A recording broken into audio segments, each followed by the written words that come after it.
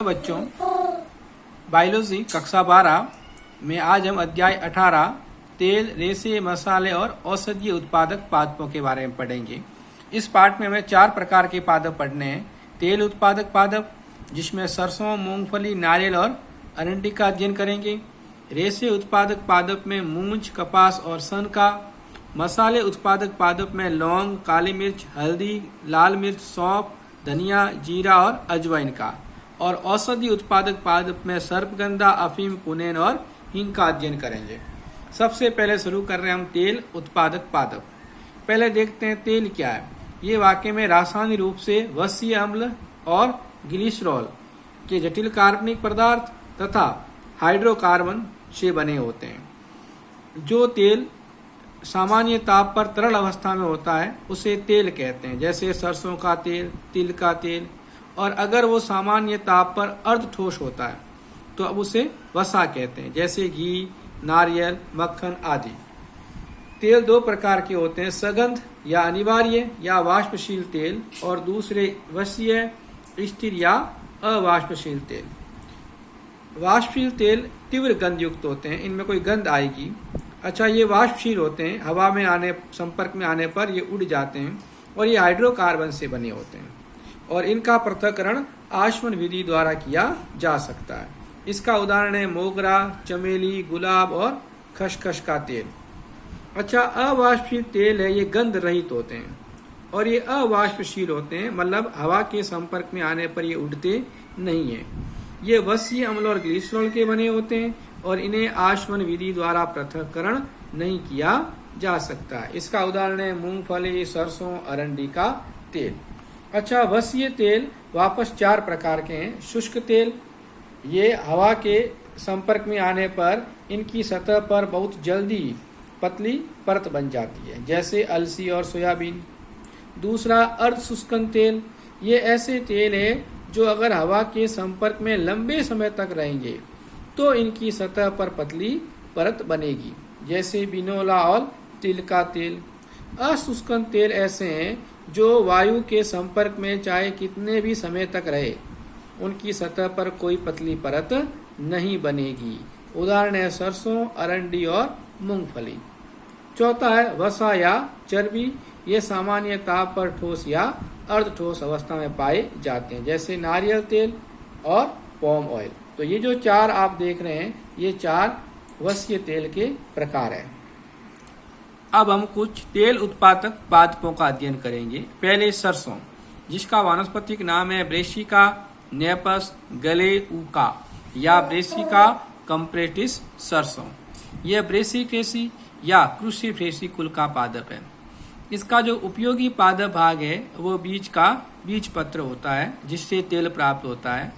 सरसों के तेल में तीखी गंध एलील आइसोथायोसाइनेट नामक रसायन के कारण आती है।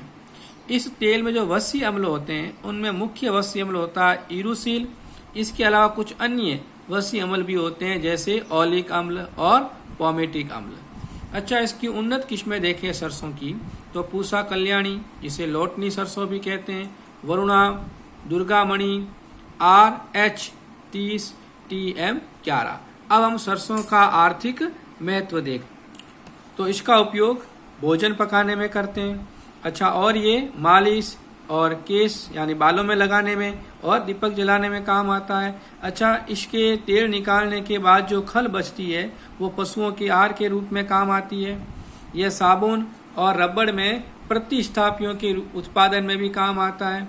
ये मशीनों में सनह के रूप में भी उपयोग किया जाता है। ये चमड़े की वस्तुओं को मुलायम बनाने में काम आता है और मसाले के रूप में और अचार बनाने में काम लिया जाता है। दूसरा है मूंगफली या चीनी बादाम। इसका वानस्पतिक नाम एरिकिस हाइपोजिया। अच्छा, ये फोबेसी या लेग्यूमिनेसी कुल का पादप है और इसका जो पादप भाग उपयोग में लिया जाता वो बीज है। इसके तेल में 56% ओलिक अम्ल, 25% लिनोलेनिक अम्ल और 6 से 12% पॉमेटिक अम्ल नामक वसीय अम्ल पाए जाते हैं। मूंगफली की उन्नत किस्में देखें तो RS first, RSB 87, AK12, AK24, MA tan, Chandra. अच्छा, ध्यान रखना इसकी जड़ों में राइजोबियम नामक सहजीवी जीवाणु भी पाया जाता है। इसके पुष्प के स्तंभ पर धनात्मक गुरुत्वानुवर्ती, जिसमें धनात्मक गुरुत्वाकर्षण बल की ओर वृद्धि करने वाले फल दर पर पुष्प का विकास होता है और इस पुष्प में परागण के पश्चात यह भूमिगत हो जाता है और भूमि में जाने के बाद उस पुष्प से फल का विकास होता है। अतः इसमें फल अंतःभूमिक होता है। अब इसका अगर हम आर्थिक महत्व देखें, पहला है इसका कच्चा रूप में या इसे भूनकर खाया जाता है। इसका तेल खाना पकाने में और तलने में काम आता है। इसके तेल के हाइड्रोजनीकरण द्वारा ही वनस्पति या डालडा घी बनाया जाता है। अच्छा, तेल निकलने के बाद जो खली बचती है वो पशुओं के आहार के रूप में काम आती है। यह तेल साबुनीकरण में, स्नेह के रूप में और प्रसाधन सामग्री मतलब सौंदर्य वर्धक जो क्रीम वगैरह आती है उनके निर्माण में काम आता है। अच्छा, इसकी जड़ों के अंदर अपन ने पढ़ा था कि राइजोबियम नामक सहजीवी जीवाणु पाया जाता है। इसका उपयोग फसल चक्र और मिश्रित फसल में भी किया जाता है। अच्छा, इसका जो प्रोटीन होता है वो आर्डिल नामक कृत्रिम रेशे बनाने में काम आता है।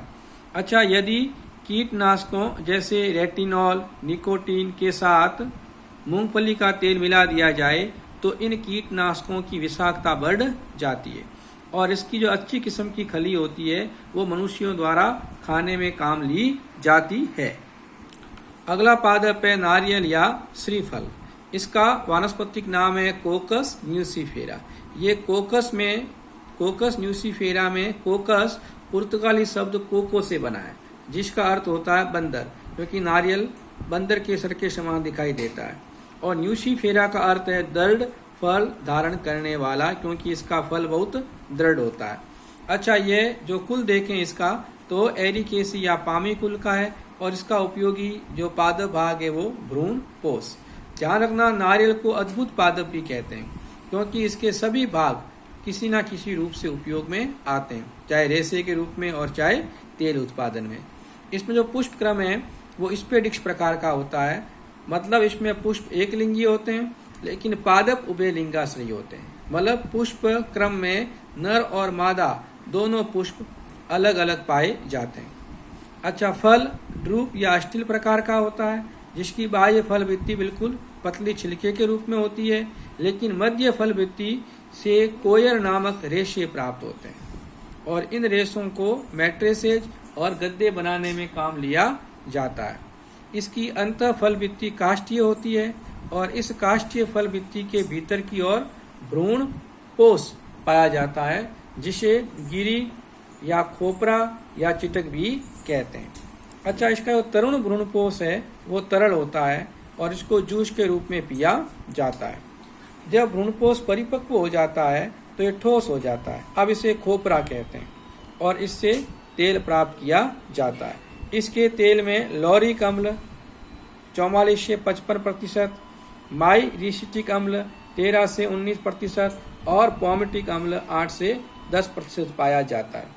नारियल की उन्नत किस्में देखें तो अंडमान साधारण, आनंद, गंगा, चंद्र लक्ष्य, VHC फर्स्ट आदि है। नारियल का आर्थिक महत्व देखें तो इसका तेल भोजन पकाने में और इसके तेल के हाइड्रोजनीकरण द्वारा वनस्पति घी बनाया जाता है। इसका तेल और इसकी जो गिरी है वो मार्जरीन, जो वाकई में कृत्रिम मक्खन कहलाता है, कैंडी बार और मिठाइयाँ और बिस्कुट बनाने में काम आती है। अच्छा, इसको केश तेल मतलब केश यानी बाल में लगाने वाला तेल, नहाने का साबुन, शैम्पू, क्रीम और दाढ़ी बनाने के साबुन बनाने में काम लिया जाता है। इसका तेल निष्कासन के बाद जो खली बचती है उस खली को पुनेक कहते हैं और ये पुनेक पशु आहार के रूप में काम ली जाती है। ये तो अपन जानते ही हैं कि नारियल का फल है, इसमें धार्मिक, सांस्कृतिक और वैवाहिक कार्यक्रम में इसका उपयोग किया जाता है। अच्छा, इसका पुष्प क्रम है, ये घाव बनाकर मीठा पेय प्राप्त करते हैं और उस मीठे पेय को ताड़ी कहते हैं और ताड़ी से शर्करा भी प्राप्त की जाती है। इसकी जो मध्य फल भित्ति है उससे जो कोयर नामक रेशे प्राप्त होते हैं, ये रेशे रस्सियाँ, ब्रश, झाड़ू और गद्दे बनाने में काम आते हैं। कोकोनट मिल्क है, ये एक उत्तम पेय के रूप में इसका उपयोग किया जाता है और नारियल के स्तंभ से बल्लियां, पत्तियों से छत तथा अंतःकाश से चारकोल बनाया जाता है। अंतिम तेल उत्पादक पादप है अरंडी। वैज्ञानिक नाम रिसिनस क्यूमिनस। कुल यूफोर्बिएसी। उपयोगी पादप भाग भ्रूण, पोष। इसमें भी पुष्प एक लिंगी होता है, लेकिन पादप उभय लिंगाश्रयी होता है। मतलब पुष्प क्रम के ऊपरी भाग पर मादा पुष्प और निचले भाग पर नर पुष्प पाए जाते हैं। इसका फल रेगमा प्रकार का होता है, मतलब जब फल पक जाता है तो 3 फलांशों में फट जाता है। इसके तेल में रिसोनोलिक अम्ल 91 से 95%, लिनोलिक अम्ल 4 से 5% होता है। अब इसका अगर हम आर्थिक महत्व देखें, पहला है इसका तेल विरेचक और स्नेक होता है और इसका उपयोग कोष्ठबत्ता यानी कब्ज में मंद रेचक के रूप में किया जाता है। दूसरा, ये पारदर्शी साबुन बनाने, टूथपेस्ट बनाने में काम आता है।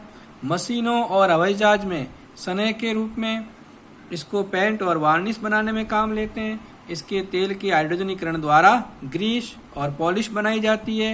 इसके तेल का उपयोग कीटनाशक बनाने में और इसके खली का उपयोग खाद और कीटनाशक के रूप में, और इसके तेल से कृत्रिम चमड़ा, वसीय तेलीय वस्त्र और प्लास्टिक उत्पादन में किया जाता है। धन्यवाद।